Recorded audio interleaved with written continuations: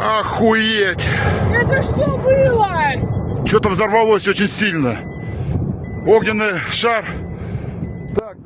皆さんごきげんよう、上川薫です。今回取り上げる話題はウクライナ情勢関連のニュースを追っていきます。地上波のニュース報道では大きなニュースしか取り上げてくれなくなりました。ぜひともこのチャンネルの動画で情報を更新していってください。今回取り上げる主な話題は3つ。まず第1に、ロシアの首都モスクワ近郊における弾薬庫で大爆発が発生しました。非常に大量の弾薬、10万トン以上が失われたと見られていますから、これは結構大きな出来事です。二つ目はトランプ外交、ウクライナ停戦協議における条件なのですが、ますますもってロシアにとって喜ばしい内容へとトランプ大統領の情報が続いています。そして最後3つ目は、プーチン大統領が軍事侵略し周辺国に対する威圧を高めているため、北欧諸国が一致団結して兵器購入を進めている話などを取り上げていきます。それではまずは、ロシア軍の弾薬庫が吹っ飛んだニュースから見ておきましょう。キーウポストの記事より、ウクライナ、ロシアの主要弾薬庫への攻撃を示唆。ウクライナ軍は、ロシアのウラジーミル州キルジャチ地区にあるロシアの大規模の弾薬貯蔵施設を攻撃したと報じられている。現場はロシアのミサイル砲兵総局第51兵器廠。兵器庫はウクライナから 600km 以上離れた場所にあり、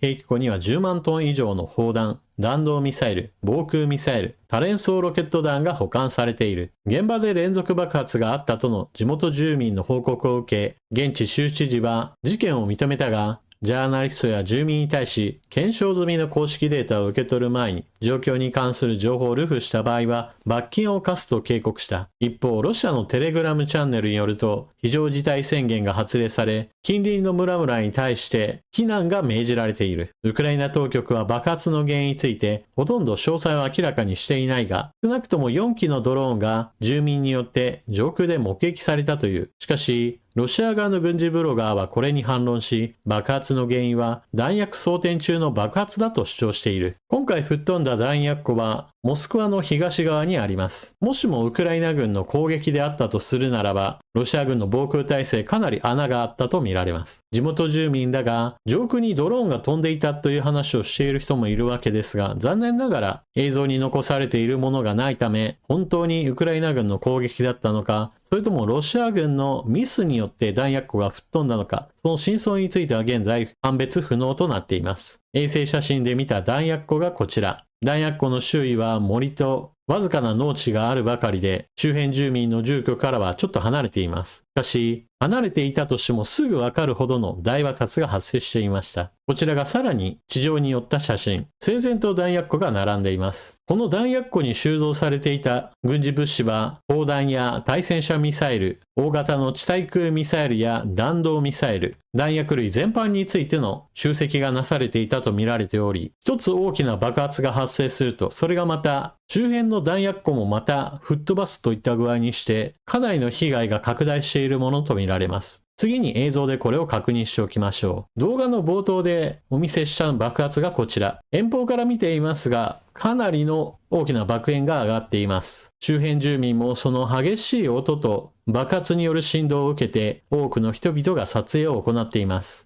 違うアングルでの撮影がこちら。人々が通りに出て映像の撮影を行っています。こちらはちょっと離れたところからの映像で、大きなキノコ雲が上空に立ち上っています。そして最初の爆発は日中に始まったのですが、その後も爆発は延々と続いており、夜中になってもまだ爆発が続いています。これは先ほども述べたように、爆発が次の爆発を呼ぶといった具合にして、連続的に弾薬庫の爆薬類などが次から次へと爆発しているものとみられます。今回の爆発に伴って失われた弾薬類は10万トン以上、最大で20万トンに匹敵する可能性も指摘されています。それだけにロシア軍にとっての兵站に大きな打撃を与えることとなりました。特にこの中でもロシア軍にとって痛いのは量産品ではない弾薬類です。小銃用の弾や、もしくは量産体制の整っている砲弾類などについては、失われたものも時間さえかければ補充することができます。しかし、対空ミサイル用の大型ミサイルや弾道ミサイル、これらについては、量産するような代物ではありませんから、失われたものはかなりの長期間補充が効かないものとなります。ロシアにはこうした戦略的な大型の弾薬庫はいくつかもありますから、ここが失われたからといって、今すぐにでもロシア軍の前線で弾薬不足が発生するわけではありません。しかし、大量に備蓄していた弾薬類が失われたことは、それに伴う補充作業といったものが膨大に上るわけなので、一日の出来事としては非常に大きな軍事的な損失を生み出すこととなりました。ウクライナ軍が軍事施設に対する攻撃を続けているのに対して、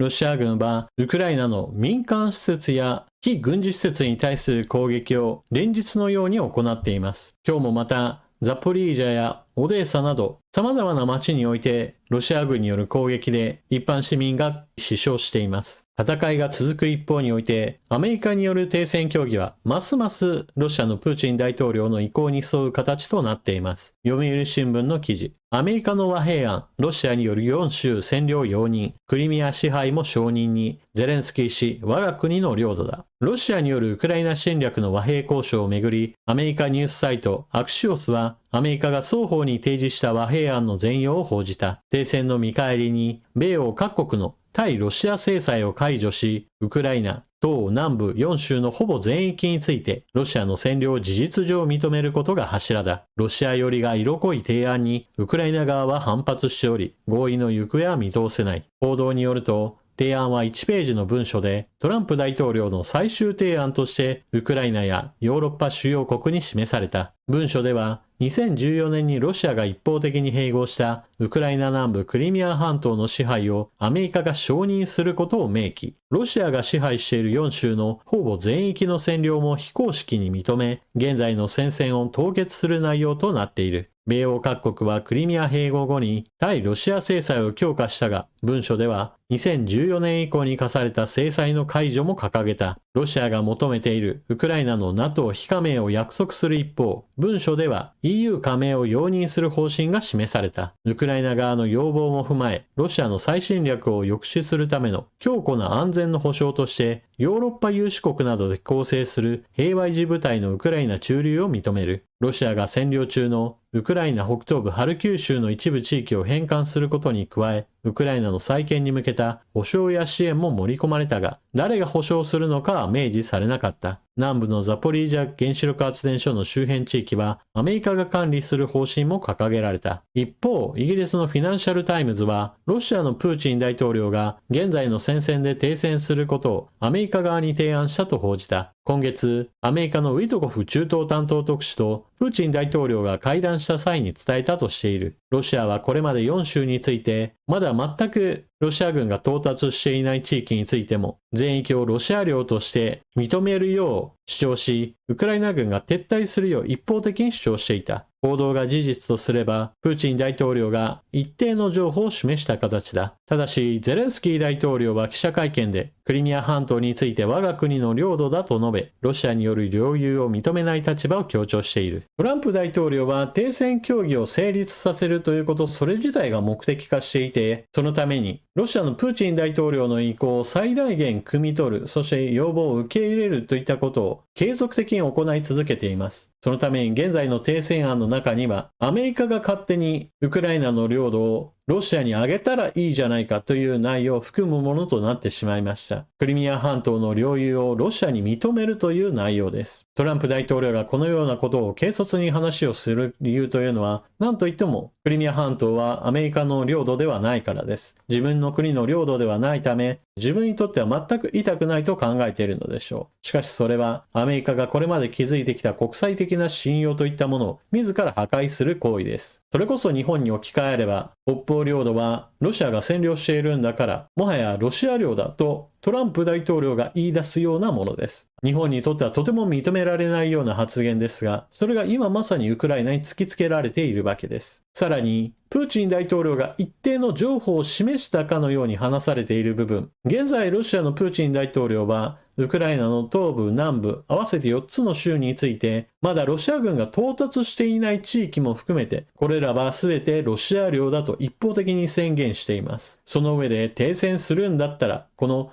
ロシア軍が到達していない地域についても、ウクライナ軍が撤退し、引き渡せとしています。こんな無茶苦茶な要望について、一旦引き下げたところで、これを譲歩と呼ぶにはあまりにも足りないでしょう。そして平和維持部隊の駐留について認めるとしていますが、これもまたアメリカの決めるような話ではありません。なぜならば、ヨーロッパ各国が自分たちの独自の判断として平和維持部隊の派遣といったものを検討してウクライナと話し合う問題です。決してヨーロッパ各国はアメリカの属国ではありません。そしてアメリカ自身は一切この平和維持には関わらないものとしています。なお、平和維持部隊の配置についてなのですが、戦線全体にあたって配置されるのはウクライナ軍であり、ヨーロッパ各国が入るのは戦線から離れた地域における警戒活動をするだけとなっています。そのような配置でも、ロシア軍の遠距離攻撃に対する抑止効果はあります。ただし、プーチン大統領にとってみれば、この停戦案というのは、飲んでも飲まなくても別に対しては問題にはならないでしょう。なぜならば、この停戦案を飲んだ上で、クリミア半島についてはアメリカが認めたロシア領だというようなものを勝ち取った上で、後でウクライナ軍が停戦違反行為があったといえば、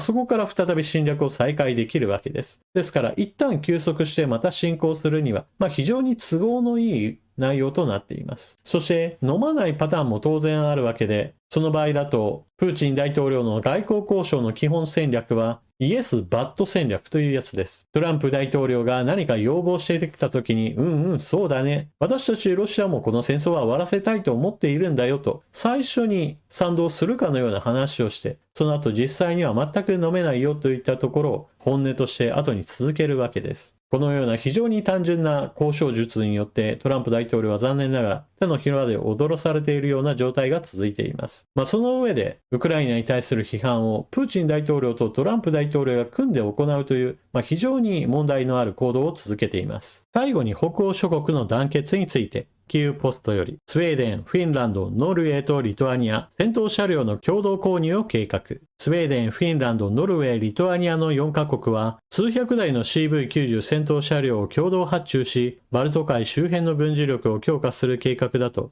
スウェーデンの外相が明らかにした。スウェーデンの外相はリトアニアの外相との会談後、ストックホルムで共同記者会見を開き、この発表を行っている。我々の現在の焦点は、スウェーデン、リトアニア、フィンランド、ノルウェーと共同で CV90 歩兵戦闘車両を調達することだと語った。外相は、協調調達が可能になれば、バルト海地域における両国の軍事力の共有が強化されるだろうと述べた。CV90 戦闘車両はスウェーデンの BAE システムズハグランド社によって製造されています。外相は今後の注文について正確な価格は明らかにしなかった。我々は少なくとも数百台の車両について議論しており、それらはかなり高価だと彼は語った。その一方で、我々は軍事防衛予算を拡大している。スウェーデンは今後、国防費を現在の GDP の 2.4% から2030年までに 3.5% に引き上げることを目指していると述べた。この北欧の国々はロシアのウクライナ侵攻を受けて2世紀にわたる軍事的非同盟政策を放棄し NATO への加盟を申請し2024年3月に32番目の加盟国となった。こちらの写真がこの記事に出てきた歩兵戦闘車 CV90 です。スウェーデンからウクライナへと供与もされており、戦場における評価は非常に高いものとなっています。プーチン大統領は数多くの間違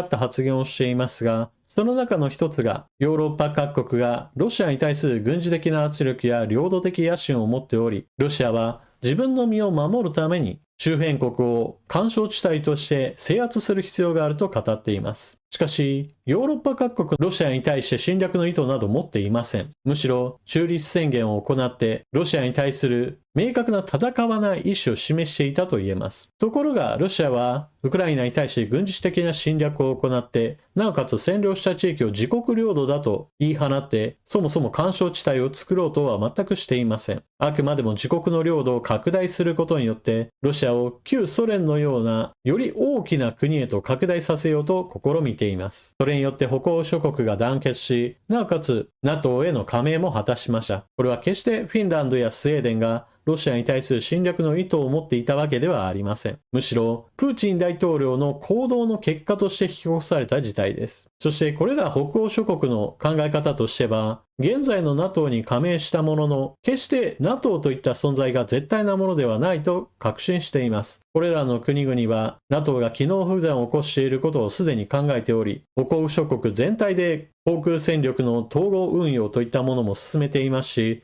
今回のような共同の兵器購入といったものも進めようとしています。一つ一つの国は経済大国ではありません。だからこそ小さい国々であっても団結し、物資の共同購入などを進めることが自分たちにとっても防衛力を高めることになると考えているからです。そしてヨーロッパが再軍備を果たせば、結局のところプーチン大統領が恐れるヨーロッパが復活するわけなので、これはもはや自分の首を絞めているようなものだとも言えます。というわけで今回の動画はここまで。最後までご視聴いただきありがとうございました。チャンネル登録していない方はぜひともこの機会にチャンネル登録よろしくお願いします。それでは次の動画でまたお目にかかりましょう。またね。